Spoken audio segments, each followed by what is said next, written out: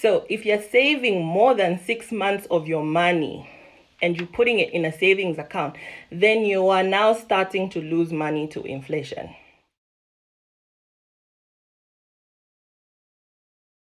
I had prepared something on money personalities.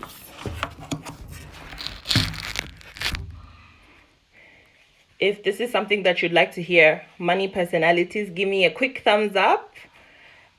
If you wanna hear my little presentation on money personalities, thumbs me up so I can go ahead and get started.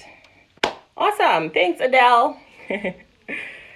So let's see. Where do I start? One of the things that we have to know about our relationship with money and our relationship with our finances is that they are ingrained in us when we're growing up, right?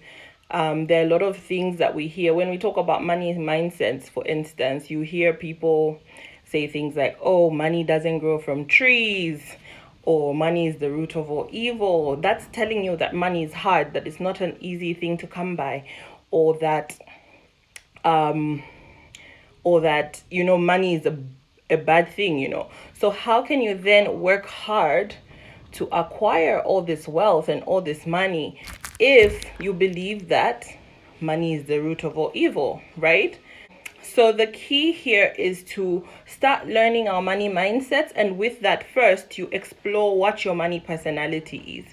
So there are a lot of different money personalities. There are common money personalities that have been expounded by scholars. Personalities like the spender. So I'll mention the 5 main ones, and then you can assess for yourself what money personality you are, right? So you have the spender money personality. So the spender is like a lot of young people, a lot of millennials, work hard, play hard type of personality.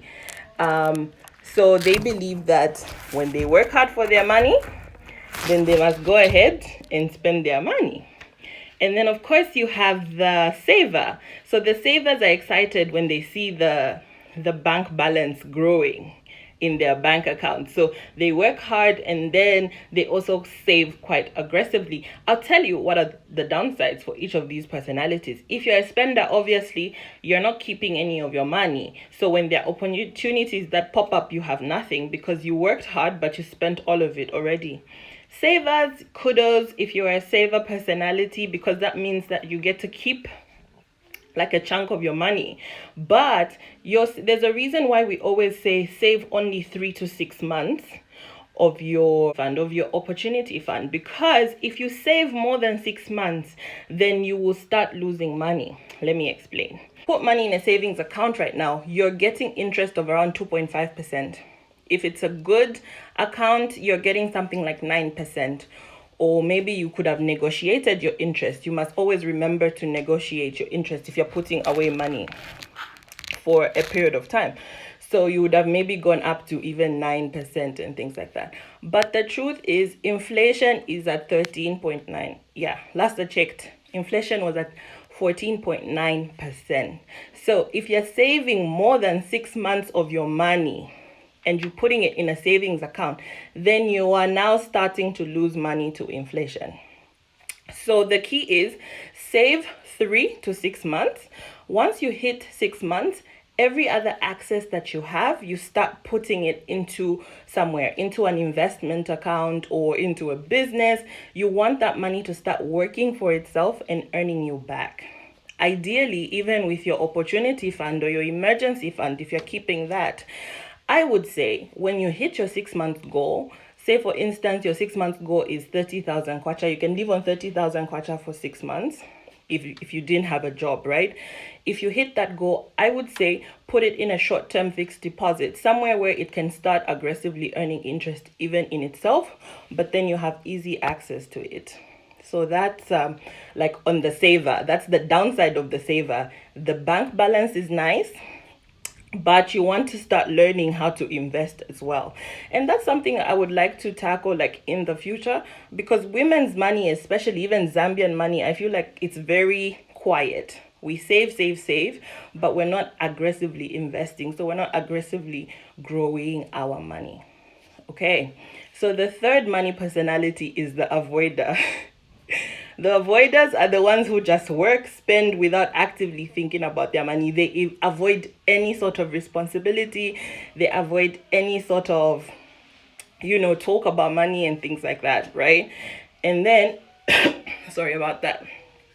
And then, hi guys, to all the newbies that are joining, we're talking about money personality and some of the upsides and downsides, right? Okay, so the third money personality, the fourth, wait, did I say? I said the spender, I said the saver, I talked about the avoider. So now there's the Cinderella guy, or they call them the Ben 10, right? These are the guys who depend entirely on other people for their money, responsibility, everything. They live day to day. So what they're doing is, okay, today I got somebody paid rent for me. I got some money to buy groceries. I don't know what's going to happen tomorrow, right? The downside to this is obviously you're putting your fate in somebody else's hands, right? There's nothing wrong with having a partner or a relative who's funding your lifestyle, but you need to start thinking about what are you going to do if that pot runs dry. Usually they tell us, guys, this thing, you're getting older or whatever, and so you have to start thinking about what you're going to do in the future. And then obviously the last one is the money master. So this money master has mastered making money. They have mastered growing their money.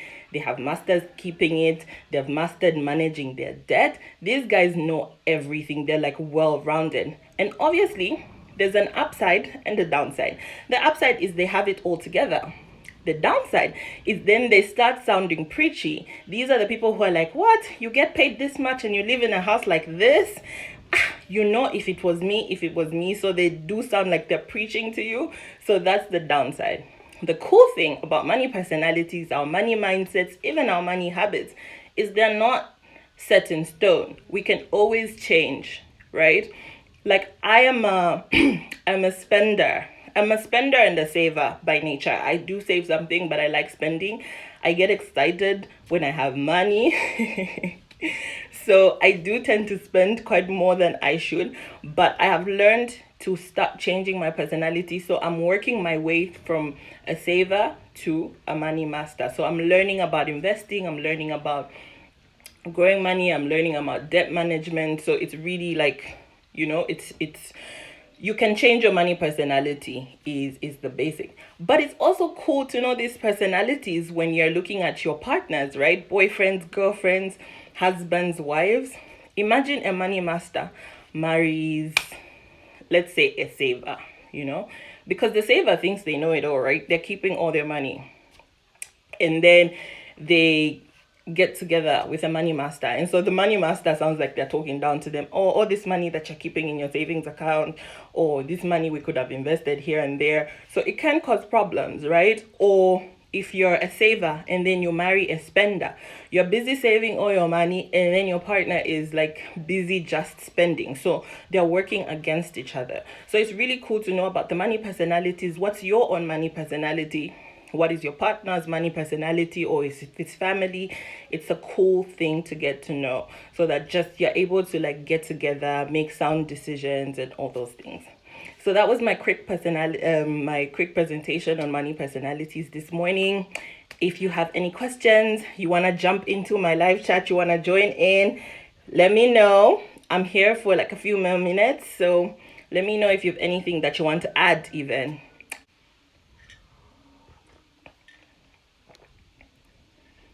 If you're here in the very beginning, you'll notice that I was fighting with my son. His money personality is Ben 10, fam. He's a 5-year-old Ben 10. He just lives off me and gets whatever he wants, basically.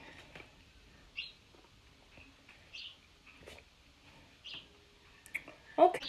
Berry Chamu says, we talk about liking, not aggressively investing, especially for spenders. In Zambia, does the economy always allow for aggressive investing? Let's see. Miss Kaliva says, what's my money personality? Okay, cool. Berry Chamu, let me answer this.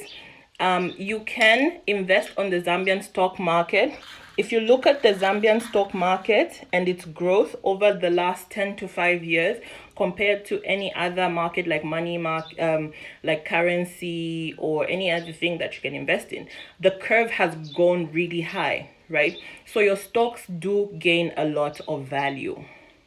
The problem with the Zambian stock market is it's slow. It's not very, very active. So if you put money on the Zambian stock market, it means that you have to invest for the long term, right? For instance, we had an IPO with Zafico recently, right? The projects that they're doing are like 10 years, 15 years type of project. So when you put your money on the stock exchange, put your 1,000 or whatever, you're thinking that I won't need it in next year or in a short term period of time. You want to lock it in for a longer period of time so you can actually see that growth. So yes, the Zambian stock market, you can invest.